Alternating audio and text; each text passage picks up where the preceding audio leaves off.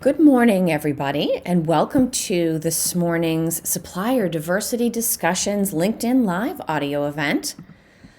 I am currently going through bringing all my speakers up onto the speaking floor, and then we will get started. Good morning, Heather and Helen. I believe Kanda is going to join us as well. We may have some of our other friends. I am recording this session so that people can listen to it later on if they are interested. We always end up having such great conversations. And so it would be a shame to have them just be recorded and then disappear.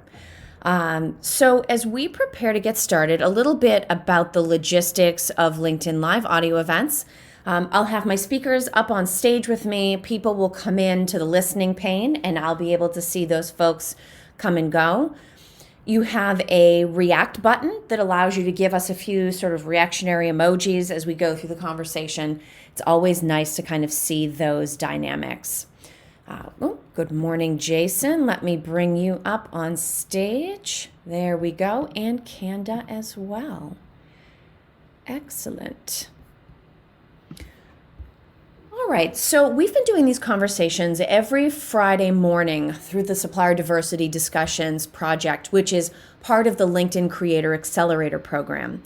And what we've done each week is I've had a poll that has run during the week, and we discuss the results of that poll. So this week, the larger topic has been providing advice for diverse-owned businesses to actually turn their diversity status or certification into an appropriate value proposition for them. And so one of the things that I asked, in addition to the interviews that I've been conducting, is through a poll, I asked everyone to say, as a consumer, how much more are you willing to pay for something if it comes from a diverse company or supply chain? So first things first, a lot of us that are going to be speaking today are in procurement, although not everybody, but many of us are. So this is actually a consumer point of view in the poll. We'll discuss the procurement standpoint, but that was the data that I gathered. Now, here's who I have with me today to discuss. I have Helen McKenzie, Head of Community and Events at Art of Procurement. I have Kanda Rozier, President of Collabra Consulting. Heather Foch, Founder and Toner Queen at Quality Imaging Solutions. And Jason Roberts, CEO and founder of Kaleida. So good morning, everybody. If you want to grab a pencil or pen, I think you have these results, but I'll just read them out for everybody that's listening in. So here's the answer to our question around paying more. The top spot with 38% of respondents actually came out with people asking, why should I pay anything more? A close second with 36% was 6 to 10% more that people are willing to pay. In third place with 16%, so we've got a big drop there, is people that are willing to pay less than 5% more, so just a shade up. And then finally with 10%, we have people that are willing to pay 11 to 20% more if they know a product or service comes from a diverse company or supply chain. So Helen, why don't I start with you this morning? When you think about this, Helen is the consumer. We'll leave your procurement hat off for a minute. When you think about this as a consumer and how your shopping and spending habits work, are you surprised by these results? Do they kind of come out where you would have expected? What's your reaction? Oh, and I'll just remind you to come off mute, Helen. There you go. Me in to contribute.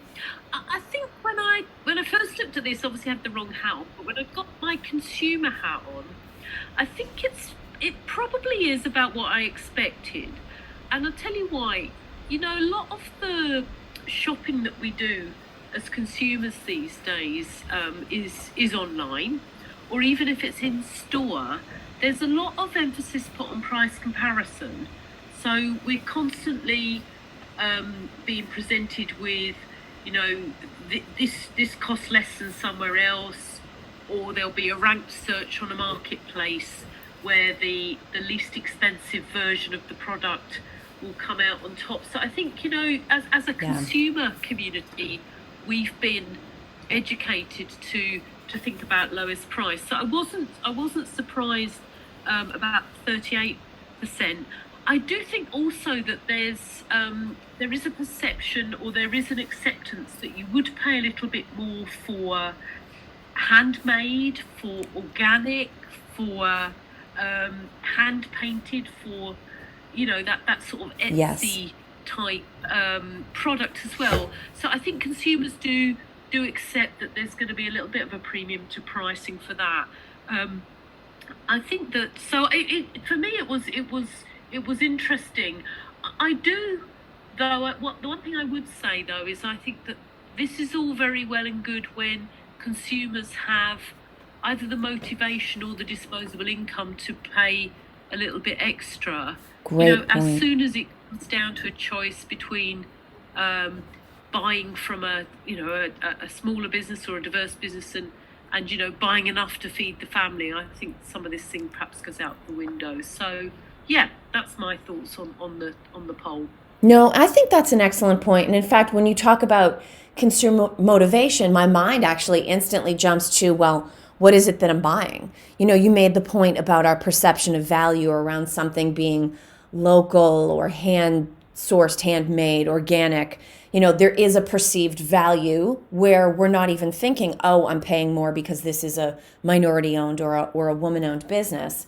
Maybe if I'm thinking about home heating oil, or if I'm thinking about, some sort of device for a car or an electronic gadget, I may not associate that with thinking, oh, well, who owns the company that made this thing, right? Now, I will tell you all, yesterday I had another LinkedIn live audio event. I felt like I was cheating on all of you. But for National Anthem Day, I brought together a group of people associated with veterans causes, which is, of course, one of the categories of diverse supplier. And we also discussed these results. And one of the things that came to mind for me as a realization from that conversation is that we may be doing a disservice to this sort of consumer motivation that Helen talked about by creating too many umbrellas. So Jason, I want to come to you with this question to get your thoughts around it. Now, when I think about my motivation as a consumer, I very much look at the different categories under supplier diversity differently. For me personally, as a cause, veterans causes have always been very near and dear to my heart. So I would look at something and say, okay, I'm specifically either going to go looking for a veteran-owned business that can provide this product to me, or if I see I have two options and one is more expensive but it's made by a veteran, I'm okay paying that added money. Now, it's not to say that I don't value knowing that another business is owned by a woman or somebody with a disability, but it's not necessarily a motivating factor.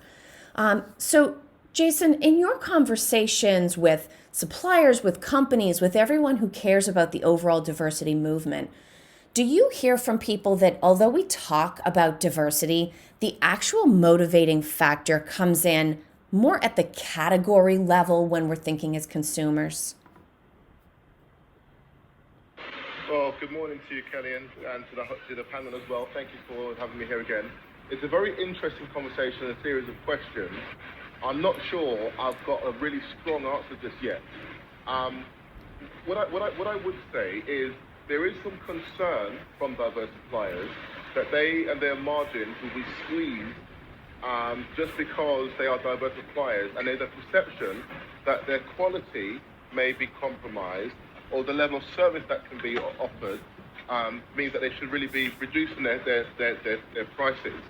I'm not sure if I'm doing the question justice, Sure. But certainly the perception from diverse suppliers is that I'm sorry, I'm actually I've got a lot of noise behind it. I hope you can hear me. That's fine. Yeah, so certainly the perception is that the products and services may charge more because what they're offering is more bespoke, more tailored, with a dedicated customer service. So they may want to charge more for that as a result. Yes. No, that's excellent. And Kanda, this reminds me of one of the things that I think you've spoken particularly convincingly about in past sessions, and that is that question of why. Right? So when I think about something from a certified diverse supplier costing more, first of all, my brain goes to I'm going to make the assumption, whether fair or not, that they're probably smaller than the alternatives, and there's some loss of economy of scale there that might cause things to cost a little bit more. Now, in my veteran example, I assume sort of value, right? Maybe they're also going out of their way to support veterans' charities, and so there's some type of additional money that goes there, or maybe they're specifically seeking out a veteran workforce. But to Jason's point, you could have a different interpretation of that. Why does it cost more? And maybe people think either, right out loud or with some type of implicit bias that there's a lack of efficiency, there's a lack of expertise, a lack of experience because this is some sort of niche supplier. What are your thoughts around sort of the why driving the spending decision and also the perception of why it actually might cost a little bit more? Thanks, Kelly, and thanks for having me on the panel again this week. It's an interesting question, and I know you said at the beginning that you were coming at this question from the consumer perspective, and I'm going to go ahead and apologize because I've spent so long in procurement.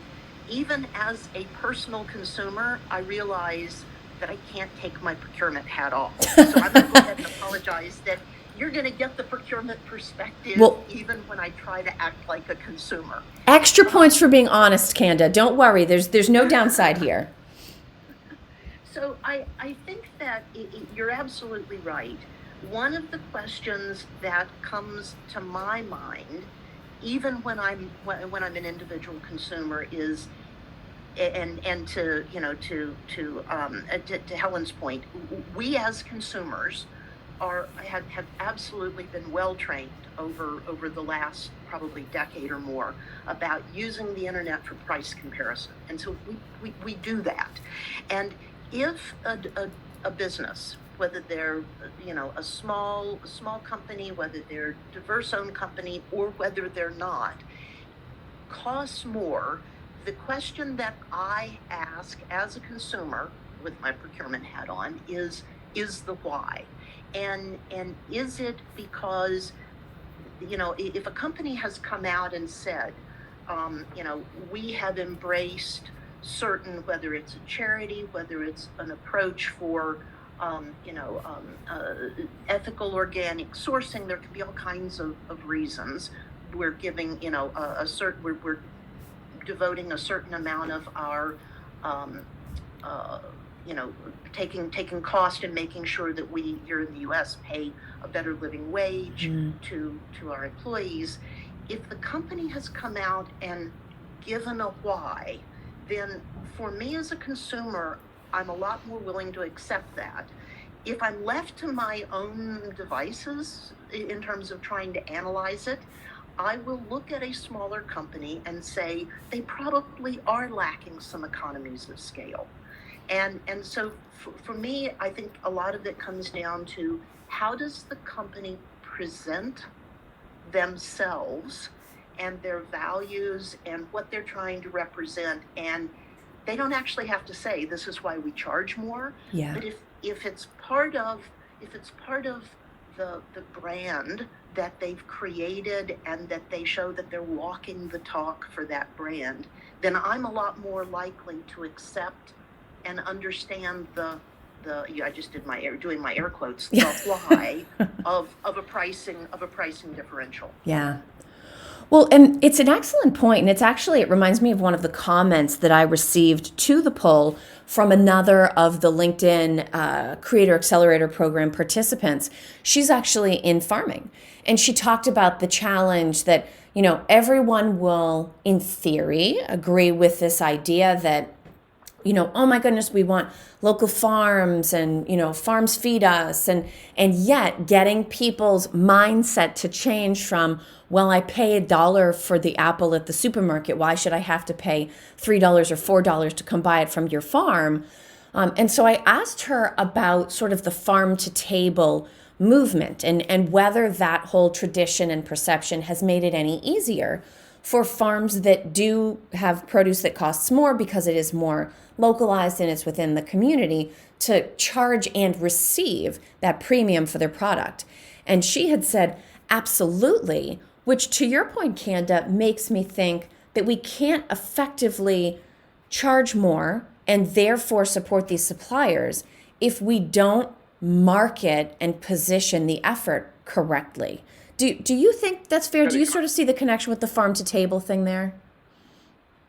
I do. Absolutely, I do. And I guess, and I like the way you said that there's, there's something that's incumbent upon a company that says you need to, as a company, tell your consumer why your product is better, different, unique, why they should buy it. And that then it leads into and what's the value proposition that you're presenting, that you're selling, that you're marketing to your consumer.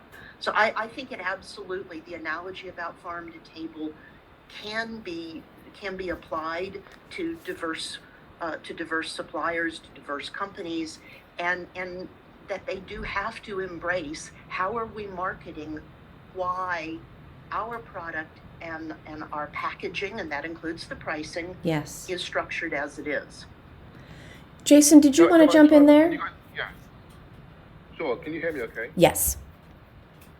Okay, so what we've seen, a good example of where representation works very well from a diversity perspective, is in the Marvel universe, so the film universe, where Walt Disney, the Disney business bought the Marvel entity and released the Black Panther film. What we saw was that film showed representation across the market base that had not historically really had much representation in the hero world. And as a result of representation being done well, without it kind of being shoved down your throat, the consumer was able to feel related to, and it resulted in a significantly high level of revenue being obtained from the market, because I think it was the second highest grossing Marvel film of all time. So where representation is done well, without it being kind of almost a fad or for the purpose of trying to gain points, the market has demonstrated that it will be prepared to go and pay and support, but at their at their say so, not being kind of almost like hoodwinked into it. Yeah. I think that's an excellent point, Jason. And it actually reminds me, and I'll only speak about this briefly because I will completely admit that I'm not like a big superhero comic book person, but I follow it to the extent that it hits what I would consider regular news. I think the counterpoint that actually proves what Jason just said is that the Superman comic book recently did something in an issue that attempted to more forcibly bring in a diverse social element. And it was received, from what I understand, like a lead balloon. And so back to this whole respect for consumers, you talked about the Black Panther, Jason, being a very well done movie, a natural bringing in a minority superhero character right to the Marvel universe. That was natural and it was well done, and it wasn't the sole reason for making the movie. It was clearly a great story and a great character, and there was depth, and therefore all audiences received it well. Whereas something that's a little bit more forced, we've talked in past weeks about the risk of box checking, something more forced like the Superman comic book, consumers were kind of like, yeah, you're trying to make your point, but I'm not going with you on that. Now, Heather, we haven't heard from you yet, and you're our sort of representative diverse supplier. You're small and woman-owned. Since Canda's been totally honest and allowed us to admit when we can and can't think with different parts of our brains, I'm going to open this up for you a little bit, whether you would like to speak to it, and or in terms of how you as a consumer will spend your money based on what you know about a business, but also the conversations that you've had in cases where you might cost more. I know you run a very efficient, cost-effective business, so I'm certainly not applying that. but how you have the conversations about the value proposition associated with working with you, how you shape that why. And I'll give you the choice, the business side or the consumer side, or both. Thank you very much, Kelly, for the great intro and allowing me to speak today. I think I'm going to take a two-pronged approach. So first, as a consumer, I am much more likely to purchase small, local, for example, than I am. And it depends on, for me, it depends on the product. Like in my area, farming is very strong in the Pacific Northwest. So in the spring, summer, and fall, I shop at farms and farmers markets to get my produce, get eggs, get all sorts of things. I mean, have you ever had a farm fresh egg? I mean, I sometimes will pay $10 for a dozen, but they're delicious. That you can pick up at the store. Yeah. I don't mind paying a little bit extra. Part of it makes me, the why for me is why it's more expensive is labor costs, cost of living, where the item is sourced. So if I'm purchasing something on like Etsy, I think Yes. Kendall brought that up, or Helen. I look at, I always select, when I'm filtering what I'm looking for, I always select, I want them to be located in the United States. And then when I see something priced, I look at where they're located. Like maybe the cost of living, obviously on the West Coast and East Coast is higher than it is in Alabama or in Tennessee or something. So, I kind of see price fluctuations for similar products just based on geography. As a woman-owned small business, I am the same way. My products are all produced in the United States because I'm a huge Buy American. I support our military, I support our LEOs, I support any businesses that want to produce and manufacture a good. Part of that comes into play with my GSA contract and how products have to be TAA compliant, which is basically, you're not doing business with any countries for any component of your product you're producing. You're not doing business with countries that do not have free trade agreements and child labor laws and all of those things. So I pay attention, at all levels of where I'm procuring a good. Personally, I like to purchase things local and from small businesses because I am a small business. So I understand it's almost why when I eat out at a restaurant, I tip 20%, regardless if I had a bad experience with the server or a good experience, because I waited tables all through college, and that is what helped me put me through college. I understand that, the tip is where they're earning their income. It's not in their hourly wage. So I'm very thoughtful when it comes to living wages and what it costs to produce something, producing somebody bringing me my food, producing eggs or apples or other, vegetables that I purchase, the clothes that I buy, accessories I buy on Etsy. That to me is very important. I think maybe my patriotism or something gets the best of me sometimes, but probably being a small business myself is what drives, those choices for me. Well, and I think it is about that shared experience. And I also waitressed through college and grad school. And I remember somebody telling me once, everybody should, I'll say waitress. Do you say waiter? Everybody should waitress or wait. I'll just say wait tables. Everybody should wait tables once in their life because it truly does change your perspective on that forever. I don't think you ever forget what that was like. And it was interesting to your point around GSA contracts and American-made things. We had discussed yesterday on the veterans event that every U.S. flag sold in the United States has to have a label on it that says where it was made. And in order to earn the Made in America tag, the flag, as well as all of the materials that go into it, so the textile, the thread, whatever other things they need, those also have to be demonstrably manufactured in the U.S. So sometimes there is more complexity to this than we would necessarily realize, but that those systems are in place. Now, Helen, as we start to wind down, I actually want to come to you. I'm thinking in the back of my mind about Art of Procurement digital outcomes, because this is what we've been focused on so much, and we're finally launching the event next week. And so I'm thinking about sort of like a tension between the speed, scale, and strategy that we've been talking about for digital outcomes, but then also the very experiential, personal, one-off relational decisions that are being made around diversity. Do you think this is sort of I don't want to say a warning sign. Is this something that procurement should be prepared to think about very carefully so that we don't over digitally transform? I mean, is that a thing? Do we need to be concerned that we don't sort of digitally transform the heart out of the way that our companies and organizations spend money?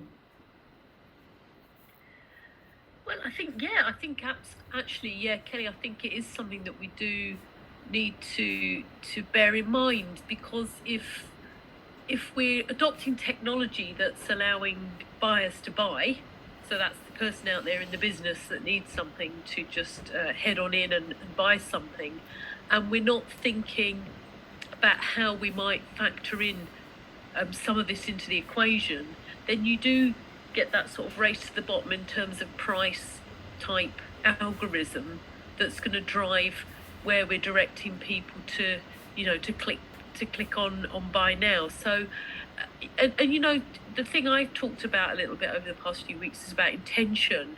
That at the stage of the process that we are with some of these businesses, that we need to be very intentional, and actually procurement's often the person in the conversation that's going to have that intention, that's going to bring that suggestion in for the stakeholder to consider.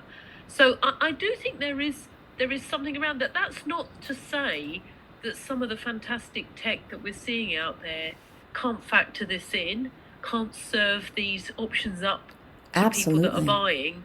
And it may be that actually it ranks these options and these types of suppliers, or presents them to buyers much higher up the order than they ever would have done in a more traditional way. So that's not to say that the tech's going to design it out, but actually we need to think about it now as providers are developing what they've got to offer us, so that actually it does feature. And these are some of the conversations that we're having next week. I know you've got a session talking about data and diversity, so Yes. it is something that people are thinking about, but we do need to design it in rather than keeping our fingers crossed and hoping that it's just going to work.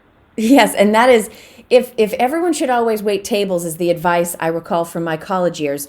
Hope is not a strategy is the advice that I retained from my time in consulting. So, no, I think you're absolutely right about that, Helen. And procurement is so good about taking objectives and priorities and making sure that they're achieved in some way. And so for us, it's not about saying, oh, remember to also think like a person as you go through the sourcing project. It's saying, okay, we need this technology to help us achieve transparency or conduct some kind of analytics or bring in some type of data enrichment. Oh, but we also have ESG initiatives that have to be satisfied. And whether that's information that's displayed about the sustainability of a company, or whether it's information that's displayed about the diversity status of a company, you're absolutely right. There is no reason that tech can't do that. So as we come to the top of our time, I want to thank everybody that's spoken today. Thank you, Helen. Thank you, Kanda. Thank you, Heather. And thank you, Jason. We have a couple more weeks, and I'm actually already working for a very interesting topic to present to you all next week. So to everybody who listened in live, thank you so much. To everyone who listens later on demand, thank you as well. Please follow all of these speakers and reach out to us if you are interested in learning more. Thank you, everybody. Have a great Friday and a terrific weekend.